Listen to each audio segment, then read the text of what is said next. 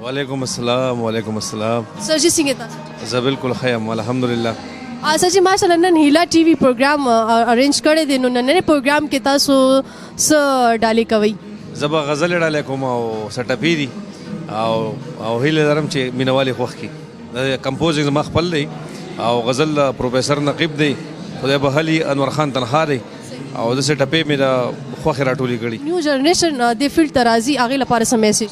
بس میسیج دا دی چې یاره ښه شعر انتخاب کوئ، بل زده کړه کوئ، خامخا زده کړه کوئ او چې ښه شعري ښه انتخاب وي نو هغې ته د موسیقۍ ډېر ضرورت وي او یو ښه اواز نو بیا خو راتلی شي. هر کله کشران چې څومره هم دي او دا یو ښه فیلډ دی. زه هر یو ښه غزل چې هغه هر چا او زمونږ پښتانه چې څومره هم سنګران دي دا د خپل استادان ګڼم، دوی خو اورم ډېر زیات اورم، خو چې غزل یا ټپه هر یو چې ښه شاعري نو زه اورم هم او داسې هارون باچا اورم، کرن خان بھائی اورم، دا ټول زما مشران دي، څومره چې هم دا مشران دي دا زه اورم.